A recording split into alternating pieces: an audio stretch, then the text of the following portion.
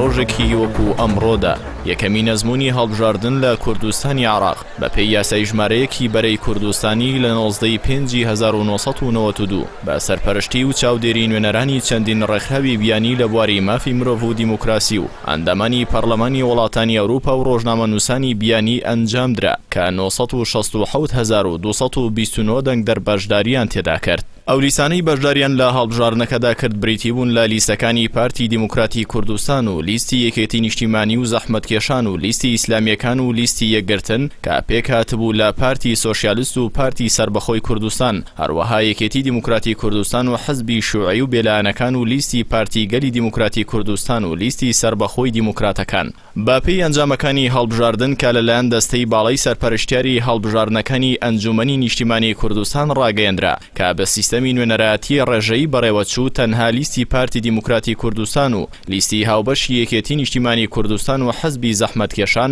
هاتنە نێو پەرلەمان و لە کۆی 105 کورسی پەرلەمان هەر یەک لە یەکێتی و پارتی لە 150 کورسەکانیان بەرکەوت و دواتریش بە سیستەمی 50-50 یەکەمین کابینەی حکوومەتیان پێکهێنا. با پێی بڕیارێکی سەرکردایەتی سیاسی بەرەی کوردستانیش کە لە 8 چواری 1992 دەرچوو 5 کورسی بۆ مەسیحەکانی کوردستان تەرخان کرا کە 4 ئەندامیان لە لیستی بزوتنەوەی دیموکراتی ئاشووری و یەک ئەندامیش بۆ لیستی یەکگرتووی مەسیحەکانی کوردستان دیاریکرا. هاوکات جەوهەرنامێق سالم وەکو یەکەمین سەرۆکی پەرلەمانی کوردستان هەڵبژێردرا.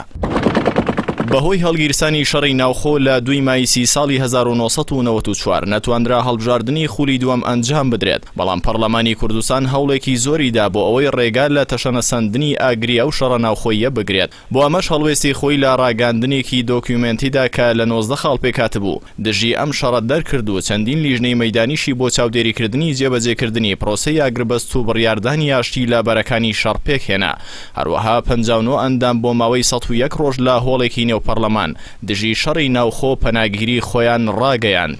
ئەم هەڵوێستەش لە ئاستی ناوخۆ و دەرەوەی کوردستان پشگیریەکی زۆری لێکرا. لەم ڕۆژەوە ئەو هۆڵە ناوی لێنراوە هۆڵی پەناگیری، تەشەنەسەندنی گرژی ناوخۆ و زیادبوونی مەترسیەکان بۆ سەر ئەو دیموکراسێتە ساوای کوردستان سەرنجام پەرلەمانیشی کردە قوربانی شەڕی ناوخۆ بۆ ماوەیەکی زۆر پەکی کەوت و نەیتوانی ڕۆڵی خۆی ببینێت و ئەرکەکانی خۆی جێبەجێ بکات. بەڵام دوجار بەهۆی ڕێکەوتنامەی ئاشتی واشنگتن کە لە ساڵی 1998 بە ئامادەبوونی وەزیری دەرەوەی ئەوسای ئەمریکا مادلین ئۆڵبرایت لە نێوان مامجەلال و مەسعود بارزانیدا ئیمزا کرا، پەرلەمانی کوردستانیش یەکی گرتەوە. دوای بڕیاردان لەسەر یەکگرتنەوەی پەرلەمان لە 4 دەی 2002 یەکەم کۆبوونەوەی یەکگرتنەوەی کرد و هەفتەیەکیش دوای ئەوە کۆبوونەوەی دووەمی یەکگرتنەوەی لە سلێمانی گرێدا. دوای یەکگرتنەوەی پەرلەمانی کوردستان یەکێتی بەشێکی ئەندامەکانی لە پەرلەمان گۆڕی و بە پێی بڕیاری ژمارە 2 ڕۆژی 4 دەی 2002 پەرلەمانی کوردستان مەکتەبی سیاسی یەکێتی نیشتیمانی کوردستان بۆ پڕکردنەوەی کورسیە چۆڵەکانی 23 پاڵێوراوی بۆ ئەم کورسیانە پێشکەشی پەرلەمانی کوردستان کرد و لە دانیشتنی ڕۆژی 4 دەی 2002 سوێندی یاساییان خوارد و بوونە ئەندامی پەرلەمانی کوردستان.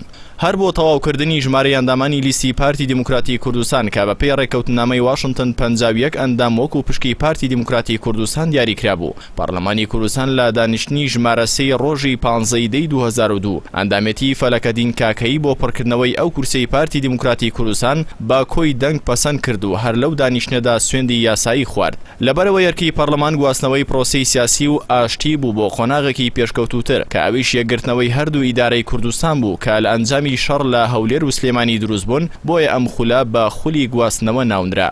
ماوەی سەرۆکاتی ئەم خولەی پەرلەمان 3 مانگ بۆ پارتی دیموکراتی کوردستان بە سەرۆکاتی دکتۆر ڕۆژنووری شاوەیس و 2 مانگیش بۆ یەکێتی نیشتیمانی کوردستان بە سەرۆکاتی دکتۆر کەمال فواد دیاریکراو. ئەم خولە درێژە پێدەری خولی یەکەمی هەڵبژاردنەکانی ساڵی 92 بوو.